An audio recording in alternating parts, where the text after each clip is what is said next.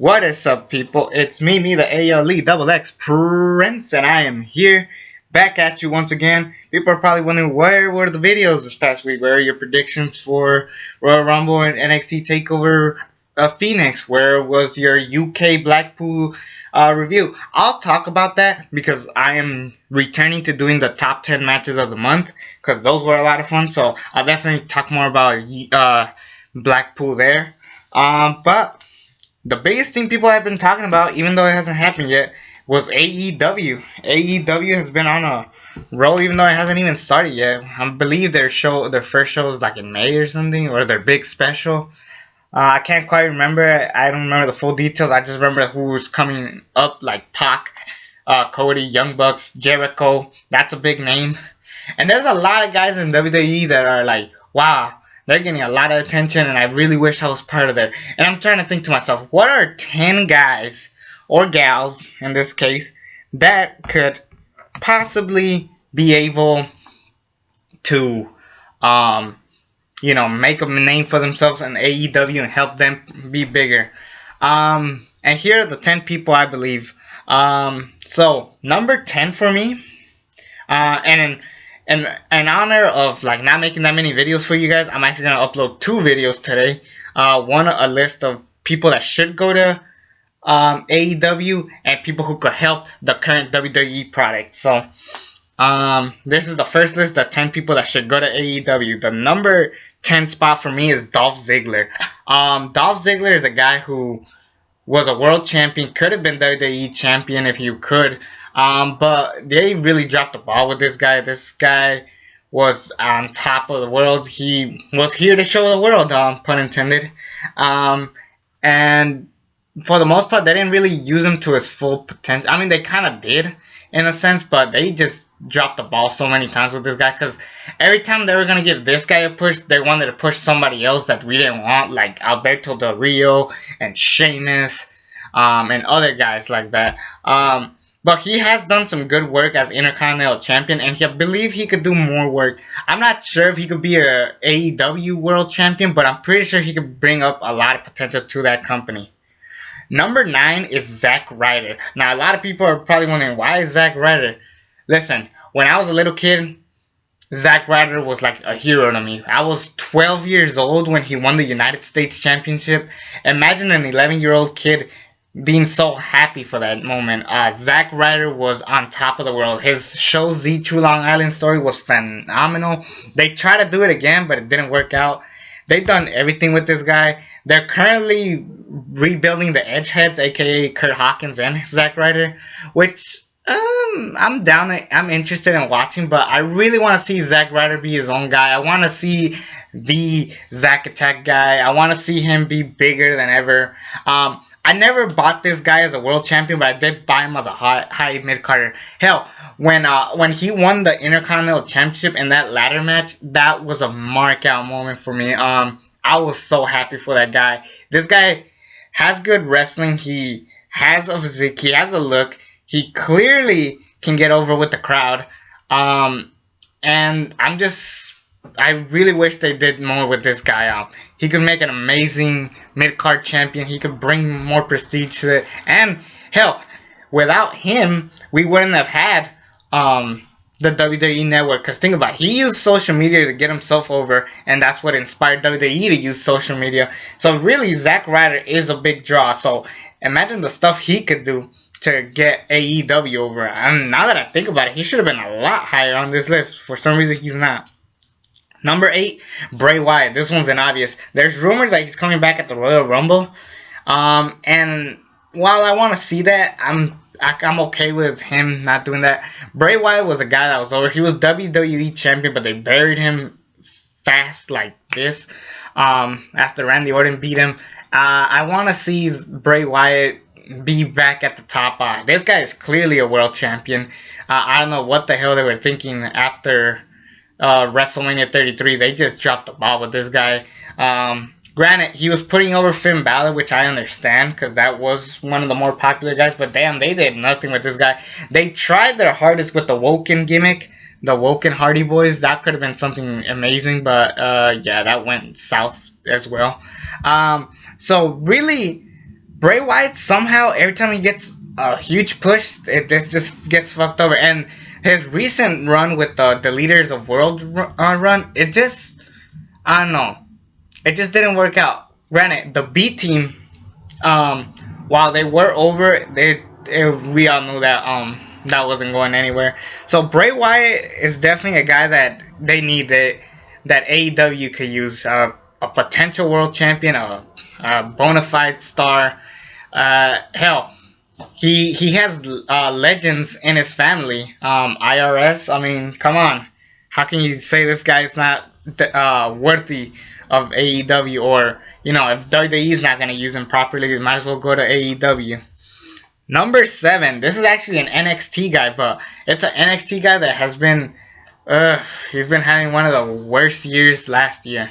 Kassius Ohno. Holy crap, what the hell happened to this guy? He was over for a while, and then he just, nothing. I mean, he got fired back in 2013, I want to say, or 2014, just because he was gaining weight, but then he became Chris Hero again, and he was over as hell. And that's another thing. I don't like the name Kassius Ohno. It just sounds stupid. Kassius Ohno. Chris Hero sounds like a more badass name, so if he goes to AEW, he can use that name instead. And I would be totally fine with that. This guy looks like a star. This guy looks like he has potential of coming back and being a big name in there. Obviously, not a more of a mid-carder than a world champion. And that's the thing. You don't have to be the world champion to get over. Look at some of the guys that there's a lot of guys I didn't see as world champion, but they were pretty over. Mr. Perfect. I want to say Ricky Steamboat, but he was WCW champion. What other guys could you could say? Rowdy Piper deserved the world championship, but you know, he was pretty over. What I'm trying to say is not every guy deserves to be the top champion. And you know, even Cody, I've always said in the internet, Cody Rhodes is a guy who I never bought as the world heavyweight champion in WWE, but he was definitely over enough to, you know, be a good IC champion. Hell, he was over with Goldust as part of the Rhodes brothers, you know. So clearly, not every guy deserves to be the very top champion. Obviously, in AEW, it kind of makes more sense. You know, it also depends on the company. The point is, I'm getting sidetracked. Kassius Ohno is a guy that clearly AEW should get. Because, hell, he could bring classic matches. Imagine the matches he could have with Chris Jericho and Pac. Those sound like amazing matches to me. Number 6, I believe. Yep, this is number 6. Number 6 is the Hardy Boyz. Now, I know Matt Hardy can't wrestle, and I'm pretty positive he doesn't want to come back to wrestle, but he would be a great manager. As far as Jeff Hardy goes, they haven't done shit with this guy ever since he lost the U.S. belt. And he was doing pretty solid with the U.S. belt, but then they gave it to Nakamura, who also was doing nothing with it. He may or may not pop in this list. Just saying. But Jeff Hardy was a guy that in 2008 and 2009 was like the top babyface, and they're not doing anything with him now. And they could definitely use a Jeff Hardy, or the Hardy Boyz in general. They could bring back the broken gimmick, the properly, to put other guys over. I mean, I already put Bray Wyatt in this list. Imagine the stuff he could do. Hell, I think what could be an interesting storyline is the Hardy Boyz and Adam Hangman Page. That sounds like a really interesting feud. Just think about it. Sometimes a lot of things, that's another problem with wrestling fans these days. People worry more about the star ratings than the actual story. You know, sometimes you need a great story to pull off a good match. You really think Triple H and Daniel Bryan would have been good without the story that they had? You really think, what's another match? Hell, AJ Styles and Shinsuke Nakamura, people were hyped that year when it came out in WrestleMania 34, but the story was shit. And to that potential, the match went to shit too. So it's all about having a good storyline. Sometimes people are forgetting that. So I really recommend people to stop worrying about star ratings and worry more about the story. And the Hardy Boyz are definitely guys that are masters at storylines. And hell, I think if you give Matt Hardy creative freedom, not full creative freedom, because we all know how that went with Tag Team Apocalypto, that was pretty bad, but that's a guy that definitely needs some worthy potential of, you know, getting creativity there. Now we move on to the top 5. Number 5 is a guy who we all thought was going to be the World Heavyweight Champion when he won the Andre the Giant Battle Royal. And unfortunately, he went nowhere. Well, he's currently in a tag team division with Sheamus, but that team has overstayed their welcome, and they should really move on to something else. Number 5 is Cesaro. Antonio Cesaro, Claudio Castagnoli, whatever you want to call him. Cesaro has had classics with everybody, from John Cena, Seth Rollins, Daniel Bryan, Roman Reigns. Hell, he's even been tag teams with Chris Hero, and people have been dying to see Chris Hero versus Cesaro, or Kassius Ohno, or whatever the fuck names these guys call each other. But Cesaro's a guy who had his own section. He was over, pretty much. He had his own Cesaro section. He had everything. Obviously, he can't do that. He's probably going to have to change his name. But this is a guy who could be one of the top guys. As far as world champion, I want to say Cesaro's the type of guy that deserves shots at the world championship. Maybe not exactly win him. In WWE, they desperately needed him to be world champion because he was that over. Not only with his wrestling, and he was actually pretty good with promos. A lot of people don't give him credit for the promos. He did botch one back in 2014 when he complained about Vince not saying he's not over enough. He did botch that promo, but he's gotten a lot better at promos, believe it or not. Especially now. I mean, he's been in the business long enough to know that he's pretty good at promos. So I really recommend that AEW thinks about getting Cesaro, or Cesaro himself thinks about going to AEW. Number 4, this is an obvious one, is a tag team, The Revival. Young Bucks or the Elite have always joked about The Revival, like they're like F the Revival. So this is probably the best time to bring him in. One of the best tag teams. Even Seth Rollins have said this is one of the best tag teams of all time, and they should be tag team champions, not being Lucha House Rules and stuff like that. And they really buried these guys. I feel like they know that their contracts are probably expiring soon, so they're just gonna bury them so they can't get over in other companies. So, and that's pretty stupid. And the unfortunate part is that they won't be called The Revival. They will probably be called something else, which is pretty unfortunate. But whatever they do, if these guys were to go to AEW, they would be probably the hottest tag team there behind the Young Bucks, because it's going to be impossible to top the Young Bucks. Super Kick City, the Young Bucks are pretty over. Like, these guys are just as over as, let's say, a John Cena or something like that. Because I've even talked to people in college about wrestling, and some of the first names that pop up in their heads outside of the WWE is Young Bucks and Kenny Omega. So you can tell that these guys are over. Now, number 3, we haven't had that many women in AEW. I've heard some names. Adam Cole's wife, I believe. I forgot her name. But they're definitely getting women in there. But they need a good women in female lead in this. I heard that they're getting Tennille Dashwood, aka Emma, from WWE. But the best person to get is Paige. Paige is over. She's getting her own movie. So for some reason, it's kind of random as fuck that The Rock would pick Paige, a movie about Paige. But Paige is definitely over, and people will know who that person is. Like, only a few women wrestlers could get over. But something, I'll tell you this. WWE, with all the crap we give them, the women's division has been at the top ever since. Despite them shoving it down our throats, they have gotten a lot better at pushing women's wrestling. And this isn't another exception. Paige could be a megastar. I know she has problems right now.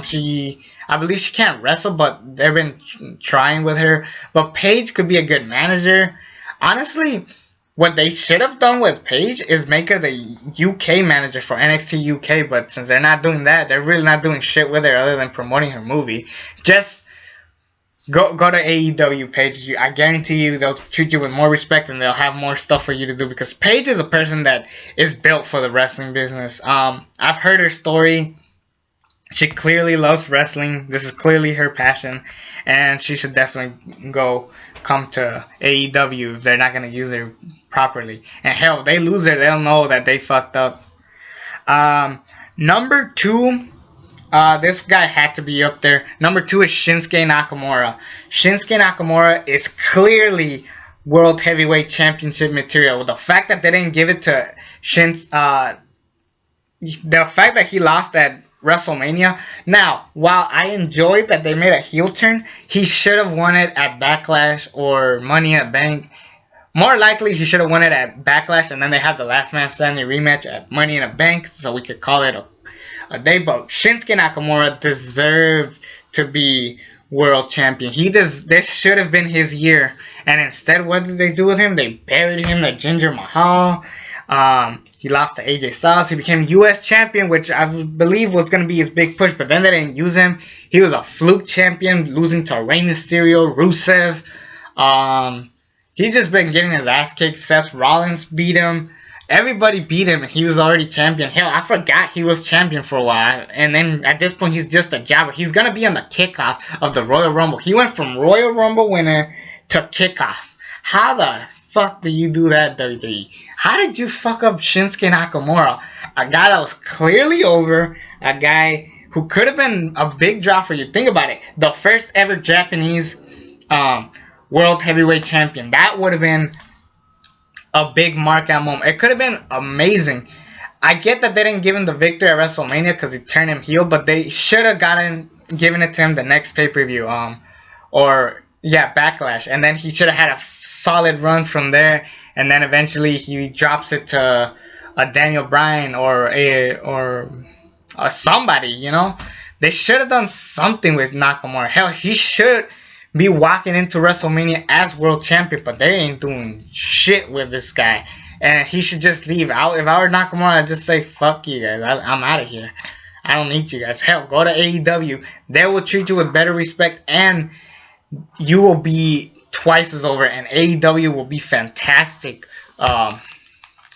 doing a phenomenal job. And speaking of phenomenal, number 1 is pretty obvious, AJ Styles. Now, AJ Styles has done pretty good for the 3 years that he's been in WWE, from debuting to the Royal Rumble to being world champion in his first year, having classics with Roman Reigns, John Cena, Dean Ambrose. He still hasn't had a classic with Seth Rollins, but I'm pretty sure that could happen soon.